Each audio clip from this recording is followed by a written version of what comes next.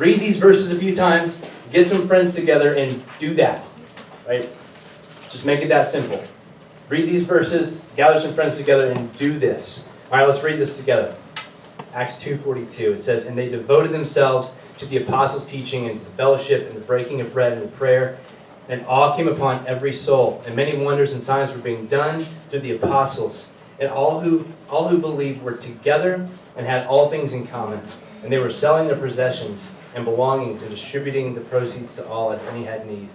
And day by day, attending the temple together and breaking bread in their homes, they received their food with glad and generous hearts, praising God and having favor with all the people. And the Lord added to their number day by day those who were being saved." So maybe you guys picked up on a word that was repeated or an idea that was repeated through this passage. And it's this idea of togetherness. Like they were together. They did life together. It says that they read the word together. They worshiped together. They prayed together. They grew together. They met needs together. They enjoyed meals together. They leaned on one another. They enjoyed one another. They spent time with one another. Right? So they got it. Like they had this richness of life because of this idea of togetherness, this idea of community. They had a rich community. There's a few takeaways I want you guys to. I don't want you guys to leave here without hearing. The first is you need a crew that's consistent. Like you need a group of people, or maybe it's even just a single person that you can meet with on a regular basis. Maybe it's every week, maybe it's every month, maybe it's every other week, but it's consistent and it's intentional, right? And so it's not always easy because our lives are busy. You've got school, and then when you get home, you've got school work, and you've got sports and clubs and probably other extracurriculars. You've got family that wants some time. You've got youth group, and that's not saying anything about your Netflix shows that you love to binge, right? And I love to binge, right? And so we've got to make time for that. So it can feel costly whenever I tell you you need to have consistent community. You think, well, I'm going to have to say no to something else. So that feels like a cost. And I want to tell you something that maybe it is a cost, but whatever cost it is, it's worth it. It's definitely worth it because the alternative is for you to feel less and less connected. Maybe you do more and more, and you build up that resume, or you build up your as you're getting ready for college applications and all that. Maybe you make those look great, but you have this sense you're losing your sense of connectedness. And what I don't want is for you to just kick that can down the road to college or beyond. I want you to form that habit now so that when you get to college, that's a natural thing. That's what you're looking for. All right, so you need a connection. You need a group that you're coming back to consistently. When I moved to Fredericksburg back in August, Christy and we'd been without community really for a couple of years, and I was a youth pastor. I've been pouring myself out in ministry without really being poured back into, and that was not a fun place to be.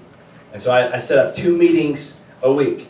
You guys don't have to do this, but I won't really gung-ho. And so I had one meeting with one really great friend of mine up here, and one meeting with a group of Christian businessmen that we got together.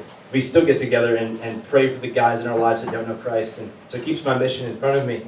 And then this other meeting with this friend over here, it was a guy that I could get together with and laugh with, and we talk sports and we talk family.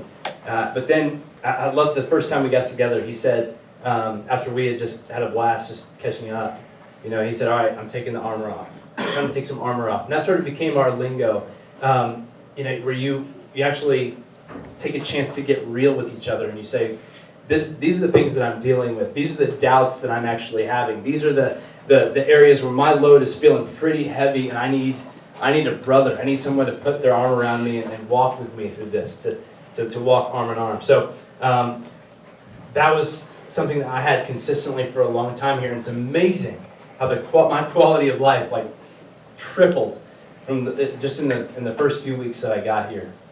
This matters. We need a crew that we can come together with, on a consistent basis. The second thing I want you to see is that you need a crew that is explicitly Christian, right? So one interesting thing from this passage in Acts 2 it says, all who believed were together and they had all things in common. Right? Does that mean these were like all white dudes? Or they all cheered for Virginia Tech, or they all, whatever the same team? This was a very diverse group of people from lots of different nations, lots of different languages. It was incredibly diverse, and yet, how can it say then that they had everything in common? And the more I studied this, the more I realized, and I've seen this in my own life, when you have Christ in common, like you do in gospel community, those other differences are marginal. They don't really matter. They sort of melt away. And so we live in a world today, you guys know this, that loves to keep our differences in front of us. The media, the society, the culture that we live in, has sort of separated us and segregated us along social lines, along racial lines, religious lines, political lines, and we just feel like we're really divided as a nation. In gospel community, all those differences that we have are set aside because we know we come to the table on level ground because we've got this universal need for rescue, right? We have this universal need for grace, whether you're Billy Graham or Donald Trump. We're coming to the table with just open hand. We're coming love, right? We're coming in humble, and so there's no us versus them. We're one people with the same need for grace, right? So whenever I say you need a crew that's Christian, here's what I mean. You need a group of people who love Jesus and who love you and who are not impressed with you, but they're comfortable enough to call you out on your junk, right? So we need that. You need people who know the Word, who are going to lift you up in prayer, who are going to help you look to God and not let you get stuck in your mess. You need people who are going to push you forward and not hold you back, who won't let you just soak in your past mistakes, but sort of help raise your eyes and see the grace of God and help you move forward. So when I say you need a crew that's Christian, that's what I mean. You need a crew that will point you to Jesus and show you His grace and show you that it was enough and that you can move forward. So the last thing I want you to see is that you need a crew with a mission. The first real ministry I ever led, truly, was a young adult crew at the church that we were going to in Lynchburg, Christy and I. And so we had this great fellowship, great Bible study, and things went really well for a while. But there was one moment when I really saw their eyes start to light up, and I saw our group start to grow, and it just exploded. And I guess that pivot point, I would say, is the moment we started to talk about how the good that we can do if we all lean in together toward a common cause, right? This early church had a common cause. They laid their lives out daily, sharing their story, sharing the story of redemption, sharing the gospel with their friends. And when they were exhausted, and it was exhausting because they were total misfits in their culture, it was exhausting, so they would come back together to that community for a recharge. But this is what their lives were about. This is why they had the growth that they had, because they were about their mission. And for us, there is so much work to be done. You guys look around the world. God's on this rescue mission, trying to save people from the clutches of death, and He wants us to join Him in that. He wants us to help, as we give life to the perishing, as He does this through us. Give life to the perishing, give hope to the hopeless, and help to the helpless, freedom to the slave. There's so much work to be done. And maybe it's convicting. Maybe it ought to be convicting to us that we're spending almost 1,500 hours a year, with a screen in our face, right? Maybe let that sink in a little bit, and maybe think, how can those hours be redeemed? That's a good question to ask. All right. So the question, I just kind of want to close with some next steps. Like I want you guys to have some practical steps you can take to get to this kind of community. And so this is what I would tell you. First thing I would tell you to do is just pray. If you're feeling disconnected, if you feel like I don't have a crew, like this gospel crew that you're talking about, I don't have that kind of a connection, I want you to pray, ask God to intersect your life with the right people. I know you don't need to reinvent the wheel. I know Jesse's got small groups in place already. And you're like, well, I don't like the people in my small group, right? Well, it's not a popularity contest. Sometimes we need to trust God to bring the right people into our lives to help us become who He's created us to be. And that's not always going to be the people that we would pick, right? We need each other. Even the people that are different from us, even the people that you don't think God can use, God can absolutely use in your life. So pray and ask God to intersect your life with the lives of the right people.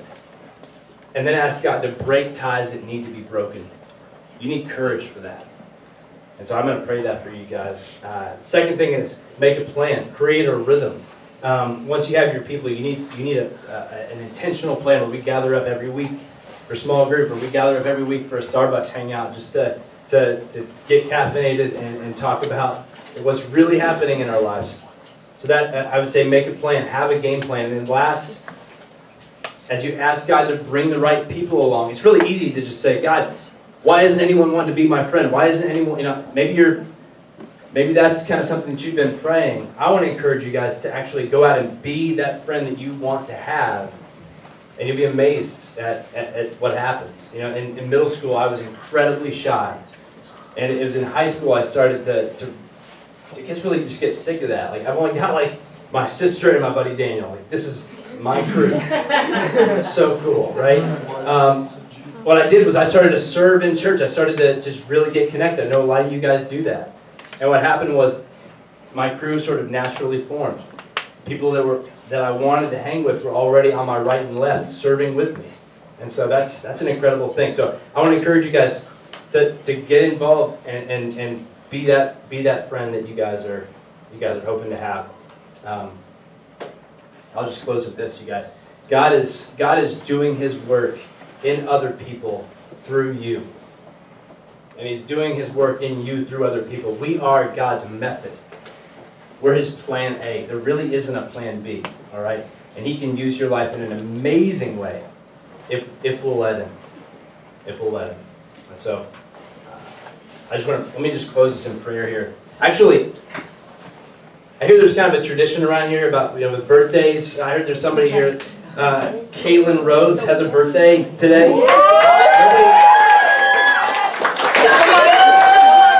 I wasn't told till I got here that I'd be like leading worship up here singing birthday songs. But so I'm going to count on you guys to join in with me here. But we're going to sing for Caitlin. By the way, anyone else have a birthday today? Caitlin? This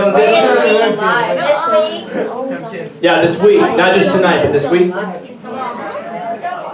We got friends. If you know someone else, you can point them out right now.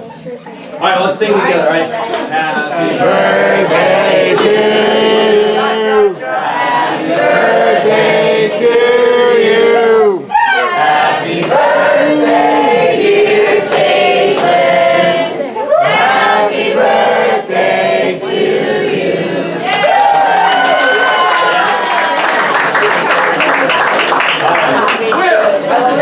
You're welcome for taking the mic off of that. Okay, let me close this in prayer, and we'll get God, thank you for tonight. Thank you for the gift that you've given us of us. It's an incredible gift, God, that we take for granted a lot. And there are definitely practices in our lives that need to change. Some habits that we have that need to change, that we've been hearing other people tell us about for a while now. But maybe it's time for that change. Maybe it's time to, instead of binging, we decide to fast from social media or fast from Netflix just for a season, so that we can really get connected with you, and we can see with fresh eyes this mission that you have right in front of us. You've got this mission right in front of us, and we're missing it so often. And so I just pray that we wouldn't do that anymore. I pray that you just remove any barrier from that, from us seeing that and joining up with you to be a part of something eternal. Use us, use the students in this room to change the eternal destiny of someone else this year. God, if there are relationships that need to be sought out, I pray we have the courage to step toward those. If there are relationships that need to be broken off, God, that's a hard thing. And so I pray for courage for these students. Thank you for them. I thank you for just the time of worship that we've had and the encouragement we've had as we've gathered up with your people tonight. I want to just give this week to you. Help us live in a way that just brings you maximum glory. In your name, amen. All right, thank you guys.